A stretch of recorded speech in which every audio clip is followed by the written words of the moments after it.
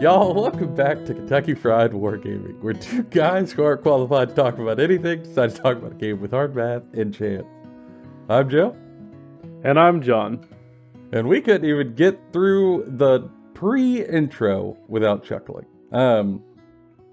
We are continuing the lore series, and we really wanted to sort of ease our way up into the topic, start with the easy stuff, and then maybe, in time, like sensible people, will tackle the bigger things.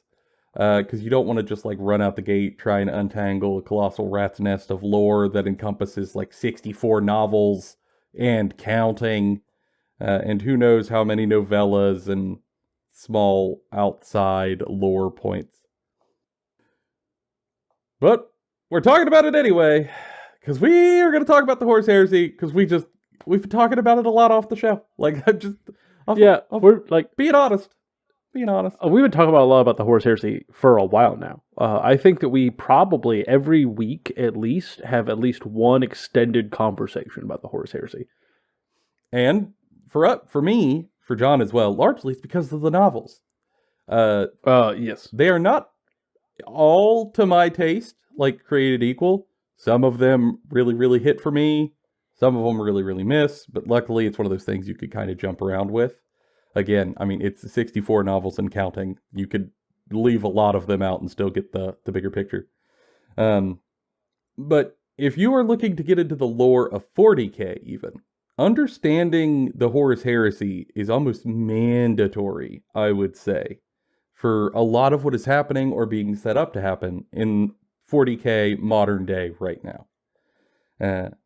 Because in terms of foundational material, this is the creation mythos. This is everything that spawns what you see now and the factions you play, and where it all came from. Even the Imperium that the story takes place in came from here.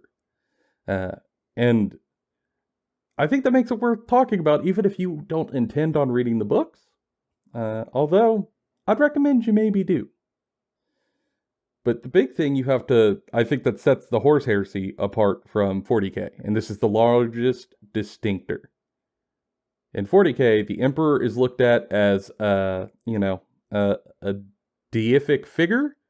Like a god. Everyone looks at him as a god. And those that don't, do not say that, because it will get you killed. In Horus Heresy, he's not a god who no one sees or hears, who just sort of shadowy controls things from the throne. He is a walking, talking, living being. He calls himself a man. He walks and talks as a man, and it can interact with his empire and populace.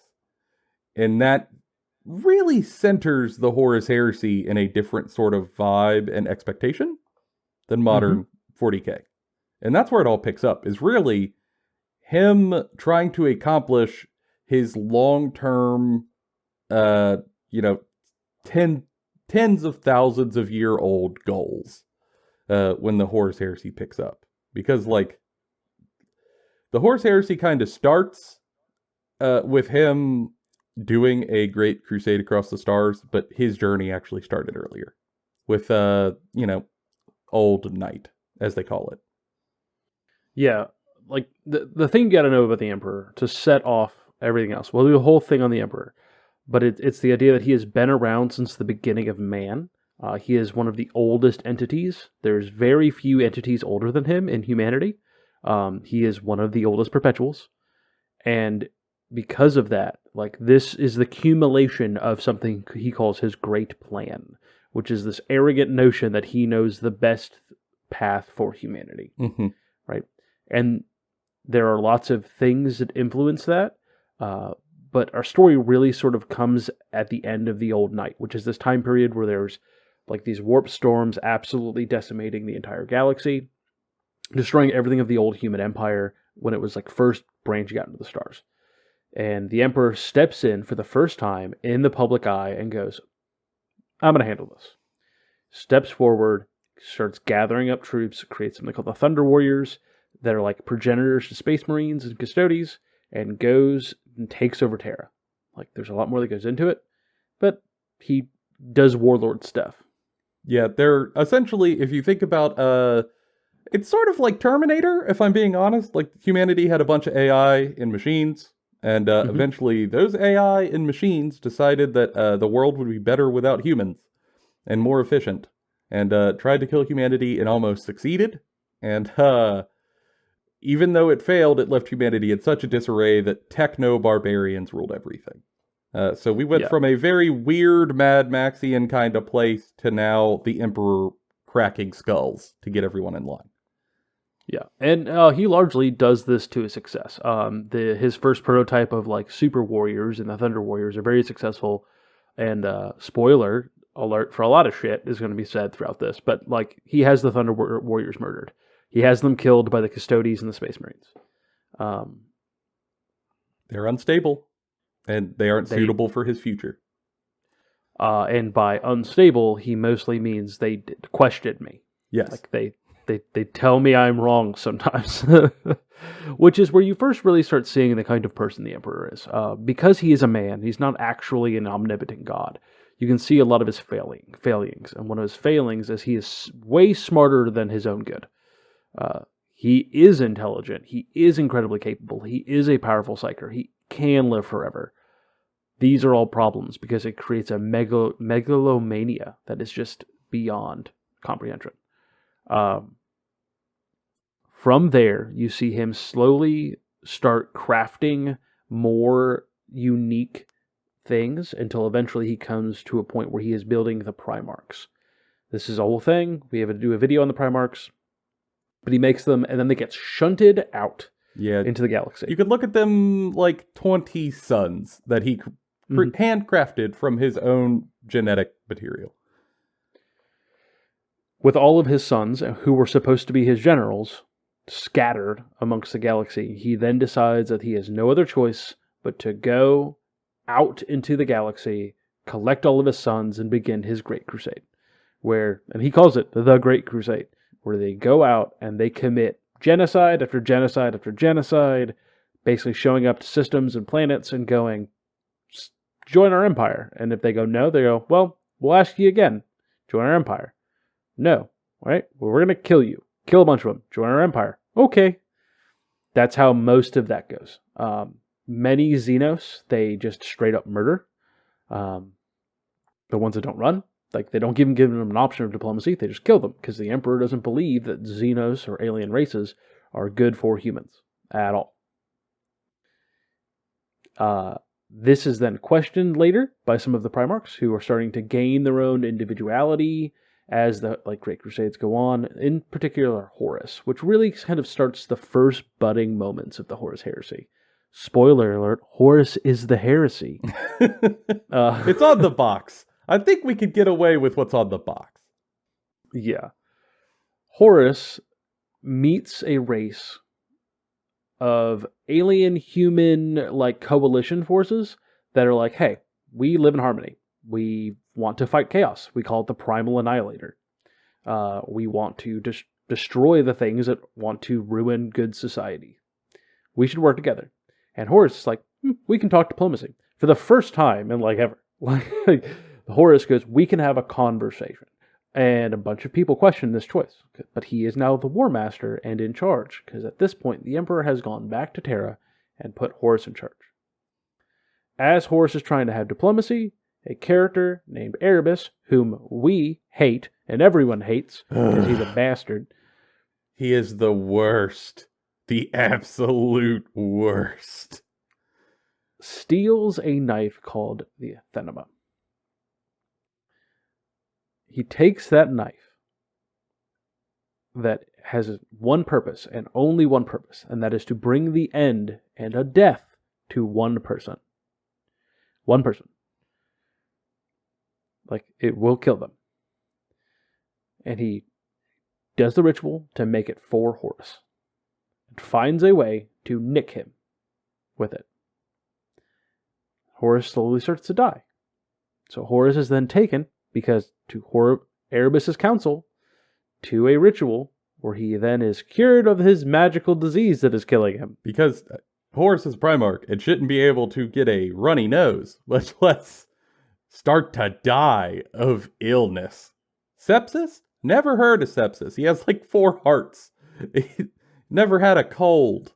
And then he's dying of like what seems like some sort of terrible hemorrhagic fever. It's nightmarish and very, very tinged with the supernatural. This healing being done to him by doctors of the witch variety proceed to... They look like they're on a spirit Halloween, okay? It's true. Like, they set it up really well. His sons just want their dad to be okay. Like, yeah. They think it's weird, too, but if they don't hand him over, dad's gonna die, and no one wants that. Like, it's really well set up. It sounds dumber when we put it this way, because we're not incredible writers like, Dan Abnett, but it's actually quite tragic. And this is where the heresy begins in the smallest way. Because like the curing of this plants a seed of chaos corruption that sort of just feeds on the anxieties and the emotions of Horus, who then in turn, because he's the most charismatic, like he is the most charismatic and a way of telling someone what they want to hear, kind of charismatic. Not necessarily the inspirational kind, that's sanguineous, but Horus will tell you what you want to hear so that you'll do what he wants. Yeah, he's super likable. Like, he is the everyman, and like everyone will like him. Like, he will just play to exactly what your subconscious wants. It's just his ability. It's effortless for him. And because of that, he starts rifling through his own emotions involving the Emperor about feelings of abandonment, feelings of being, a weight of responsibility being placed on him that he didn't want, the questioning nature he has of the Emperor's mission because there's so many questions that he now has that don't have answers. What's a primal annihilator? I thought gods didn't exist. I thought magic wasn't real. Like, things like that are all starting to seep in. And he goes, the Emperor's lost his mind. The Emperor is actually the true enemy. Because he's actually the problem. The Emperor built his whole empire and this crusade to go conquer the stars to make a secular empire free of general thoughts about gods or the spiritual realm, of the supernatural in general existing. He wanted to send all of that out of the dark shadows with the light of science and understanding. And he set up his sons to fight for that idea. But after Horus wakes up, he can't help but acknowledge that shit was magic. Like, let's call it what it is. Like, it's... There was magic involved. As it is. He's been lying to me. And, like, the important part is that he sees and has spent some time in the warp during that period of time. Like, he knows what the warp is now. He's been there. And so, for him... He knows but doesn't understand. Exactly. They show him what he wants to see. Much like he tells the other Primarchs what they want to hear to join him. Because he starts targeting the outcast Primarchs. The ones who are not in the inner circle, who aren't as respected, or are misunderstood, or are tragic. People like Angron, people like Logar after Logar gets disciplined. Conrad Kurz, right? Fulgrim, whom Fulgrim's dealing with like all of this other thing going on behind, where he is like the golden child who is now falling from his spot as a golden child, right? All of these different Primarchs, and goes, we're going to plan a rebellion in secret. It's all very cloak and dagger. No one really knows anything. Because you have to think, these people are spread across the entire galaxy, not just solar system, galaxy. And then they, within their own legions, start figuring out who's going to be loyal to the Legion and who's going to be loyal to the Imperium. And they separate them within their own legion. And really kind of, before the actual Civil War happens, they do like a purging, we'll call it. Like, yeah, you all probably filled in the gap with a much worse word, and it's right. Like, yeah, it's bad. It's bad. Yeah. So they proceed to murder everyone who would stay loyal to the Imperium on a planet called Isfahan. Rylidor. Some of them escape. There's a whole story about it. It's super cool. The Ancient of Rights. I just... There's some story here. And then after, all that's left from those traitor legions are now loyal to Horus and the rebellion. And that's a key. And then it becomes public. Horus goes, I'm rebelling. So the Emperor sends a bunch of Space Marines to go handle this rebellion. Because goes, I'm going to overwhelm it immediately. Because only Horus is known. That's the key. Mm-hmm. Only Horus and his legion is public. And the Emperor kind of assumes that this is just, Horus was not ready to have this power. He is now power hungry, and I have to put down my own son. I want him basically arrested and brought to stand trial in front of me, and then I will decide what we will do with him. So he sends, what is it? Salamanders, Raven Guard, Iron Hands, Emperor's Children, World Eaters, and don't think the Night Lords are sent. Conrad Kurz was there. It might have been the Night Lords. Night Lords. And I think the Death Guard as well.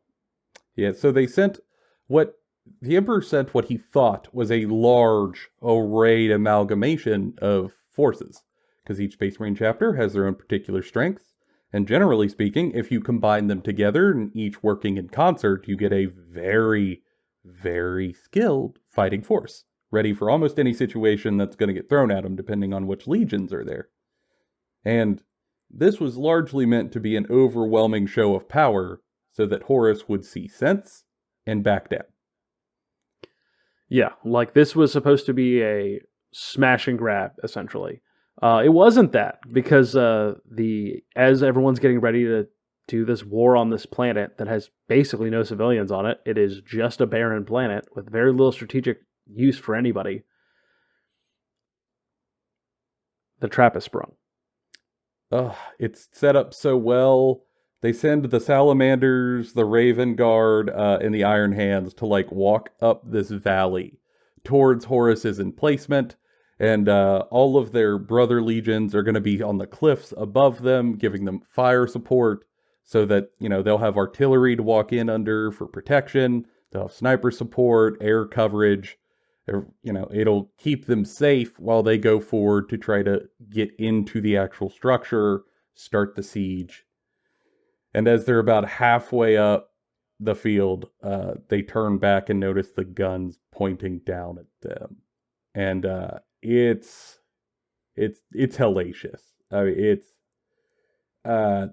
one of the most deadly moments that is just so heart-wrenchingly tragic, as they're totally blindsided. They had no idea that they so betrayed so quickly, and it annihilated them in the span of 15 minutes.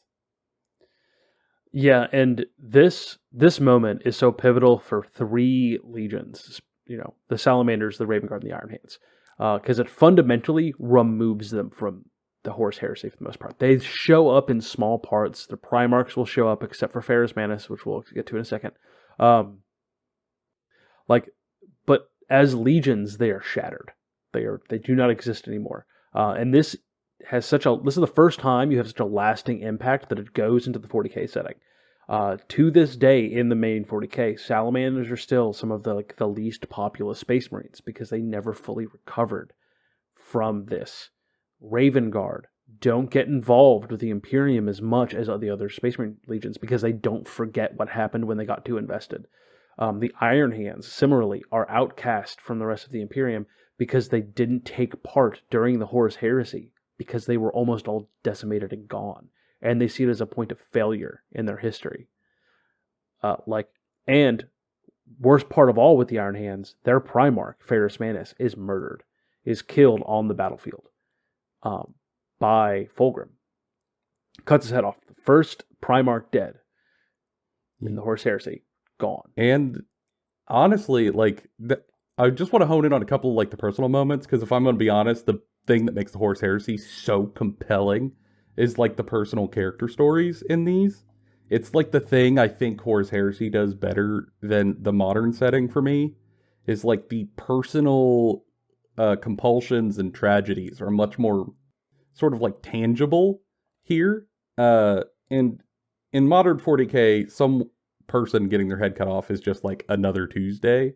But the thing they really hype up here that makes this even more sad is that Fulgrim and Ferrus Manus are the closest brothers. They're best of friends. They're as close could be. It is a weird friendship between like the beautiful model guy and the shop dude. And you buy it over all of these books. So when one kills the other, it's awful. And it really starts here, because this is kind of a 3-book series that starts a Horus Heresy.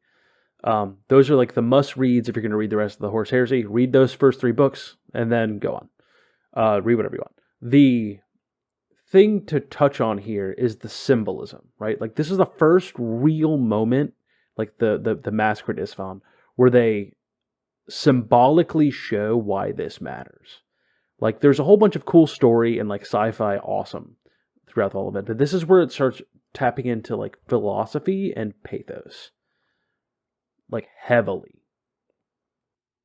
And then from here, the books branch out into a billion directions because the galaxy's huge and there's a ton of stuff that's going to happen. That includes like fighting over individual specific worlds, things like the Shadow Crusade, where some of the Traitor Legions go to fight, like the Ultramarines and the Dark Angels, and like the Night Lords are involved.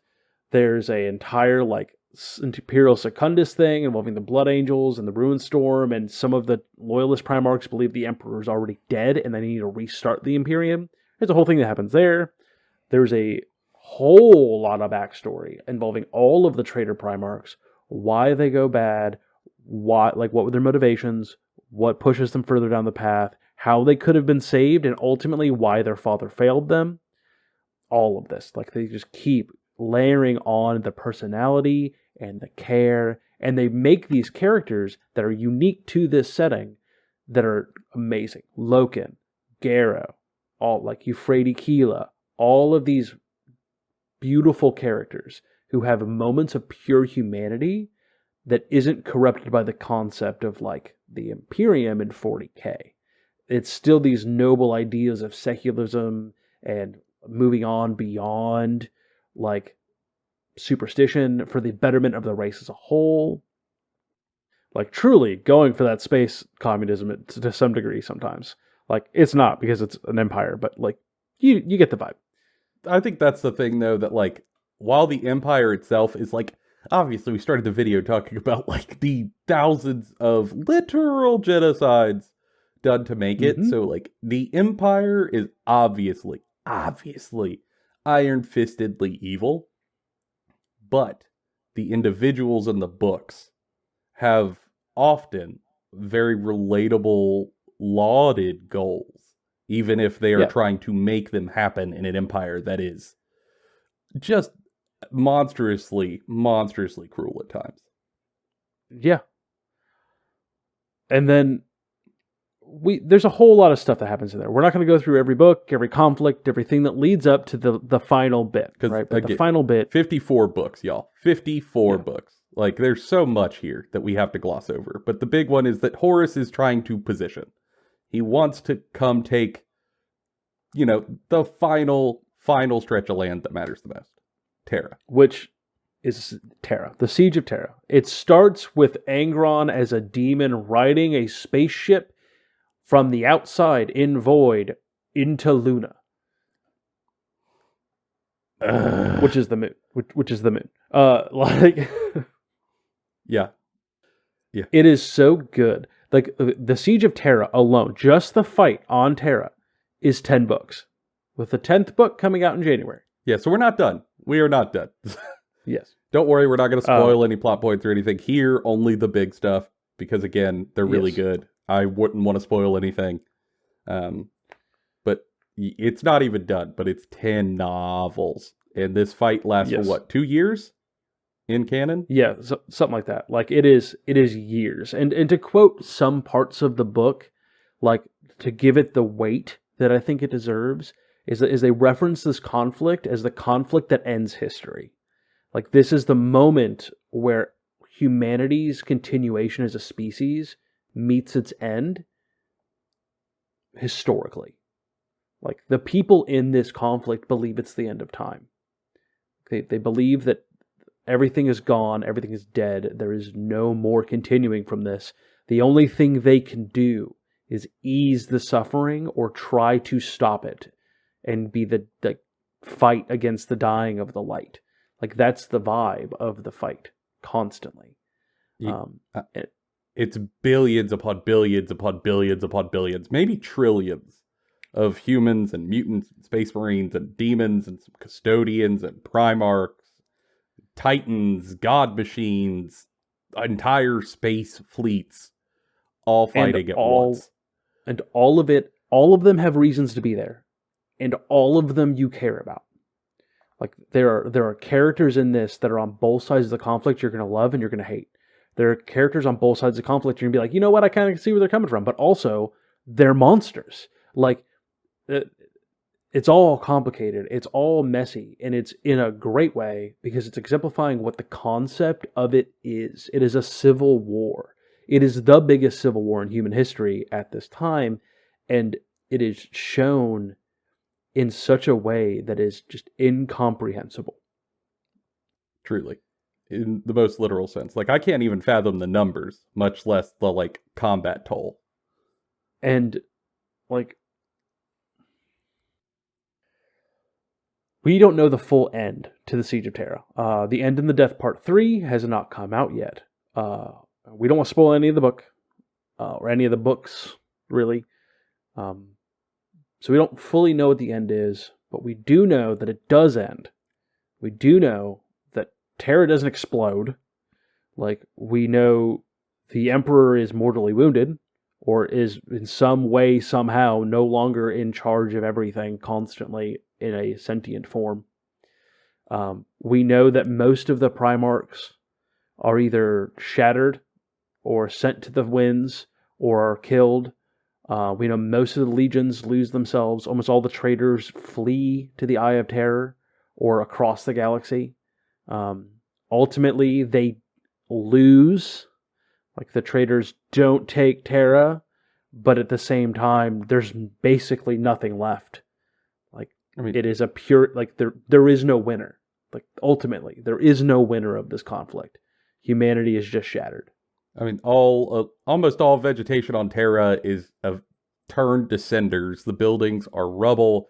The oceans have boiled away. The rain is acid.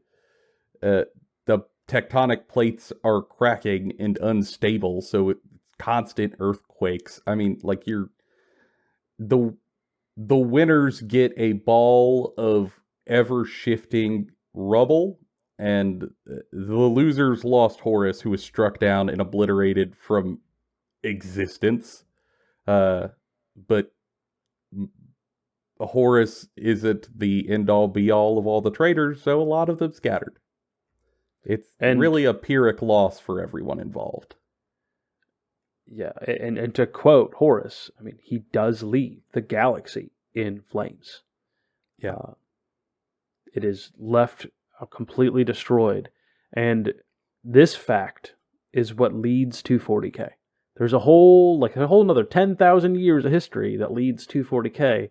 But this moment, where there is nothing truly left of what was such a promising period of human existence, leaves and sets the foundation for a rotted, decrepit, decaying empire that gets continually worse for the next 10,000 years, that knows only how to produce two things: suffering and pain. And though people continue to survive, this moment sort of pushes that ball or that rock down the hill that is slowly grinding everyone down. Yeah, it's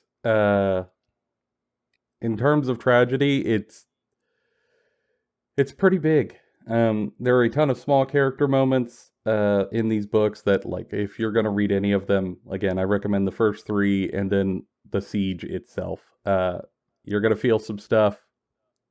and they're incredibly, impeccably written. Aaron Dipsky Bowden, Dan Abnett. I mean, really, some of these are swinging for the fences. I recommend them. And you're going to see characters that you're going to recognize in 40K.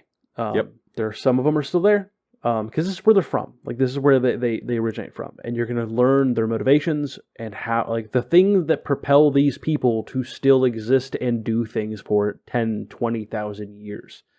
And who they are, why they matter, their stories.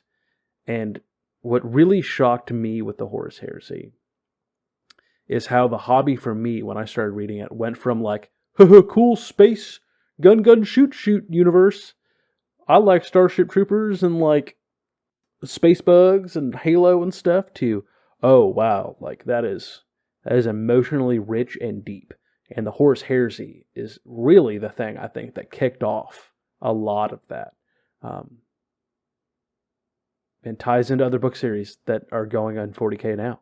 Yeah, I mean, just as an example, when you watched the opening trailer for 10th edition, where, Gilliman is giving his really cool monologue, you see him kneeling down in front of a statue of an angel-winged person.